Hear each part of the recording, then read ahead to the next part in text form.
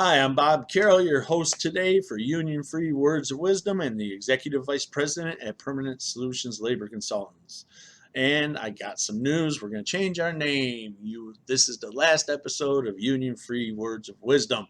What I've noticed is I went through our old content that we've recorded so far, and there's so much focus on employee relations, which is actually the key to staying union free anyway, is having positive employee relations, combining that with communication and great leadership training for your supervisors, and developing a culture that people want to work for. I mean, you put those together, you have a union-free uh, firewall built between the union and your employees. So we're changing the name of our YouTube page to Employee Relations Words of Wisdom. So you'll see that change happen over the next week. So this will be the last episode, but I want to talk to you about something real quick, and that's fairness and consistency. I had a phone call over the weekend with right before the holiday weekend. And by the way, I hope everyone had a great 4th of July, but I had a phone call with an HR professional with 37 years that's working with the company, and it's a client, so I can't say too much, but I can talk about some of the parts of the conversation that made me want to do this video today. And that was fairness and consistency for all in the workplace. And we had a couple of points that we hit on. Is one, every company has an internal leader, somebody that is an all-star, a producer, gets stuff out the door that nobody else can match his numbers. Nobody else can match the level of service he provides to your clients or your guests. He's just an all-star, or she's an all-star. But what happens is, and it's happening in his case, and we see it all the time, is companies are afraid to do corrective action on these people. Well, you're doing yourself a huge disservice by not doing a corrective action on your all-star employees. People are so worried, and I get it. They're worried that they'll quit. They're worried that they'll take it wrong. Well, guess what?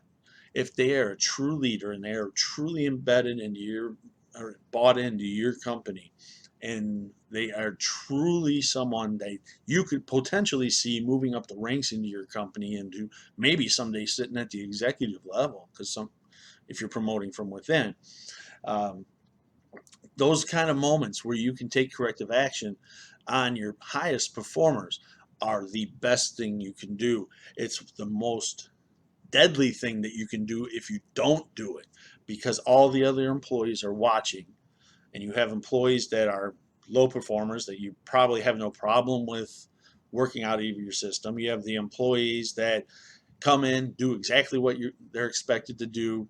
They're good employees. And then you have your high performers.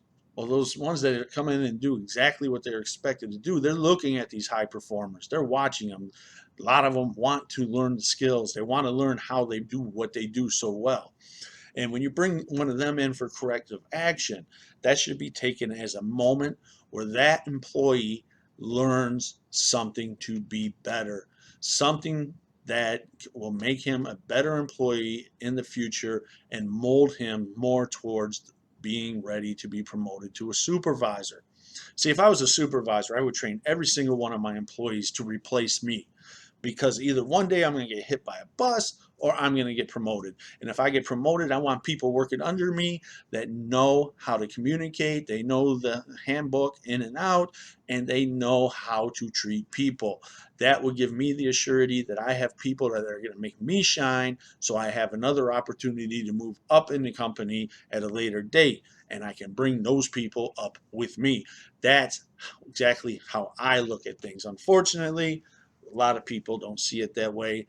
They're just afraid. You cannot be afraid to do corrective action on your high performers. Same with supervisors. In this case, I was talking to the HR professional. One of the big problems that they're having that we're getting ready to go deal with is the supervisors aren't on the same page with the handbook.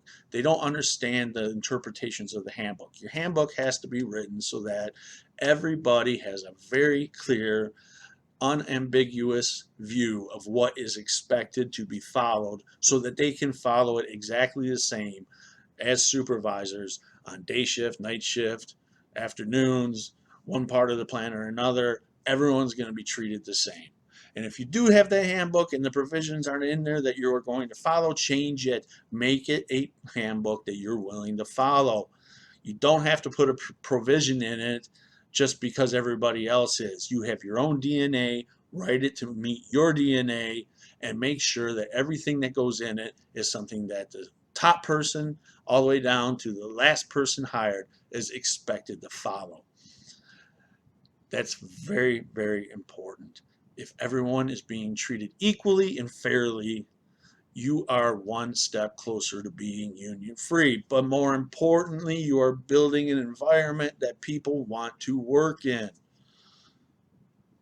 And the other part I want to hit on real quick is fair and equal listening and communicating to employees. Listen, your employees, they need people to talk to. Not your employees aren't all going to be happy. It's never going to happen.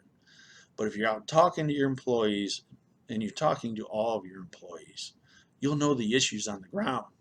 And if you're not consistently talking to every employee, because all supervisors have those employees that they just won't connect with, and that it's important that they at least make an attempt.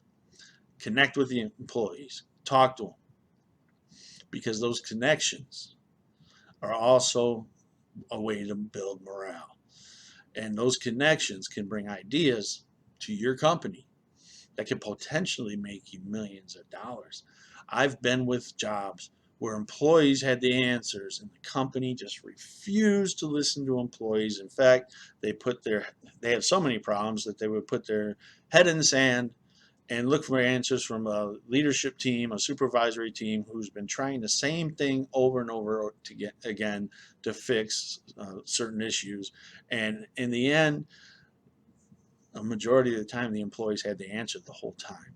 So you got to be fair and consistent to how you treat your employees and how you communicate to your employees. Fairness and consistency play a key role in keeping your employee engagement levels at an all-time high. And when your employee engagement levels are at an all-time high, people love to come to work. They love the people they work with. They love the company. They have a perception of a buy-in into that company, and they are going to help you succeed. So I will see you next week with our new channel, and I can't wait for you to see some of the changes we have coming. So that's it for this week's episode of Union Free Words of Wisdom. I'll see you next week.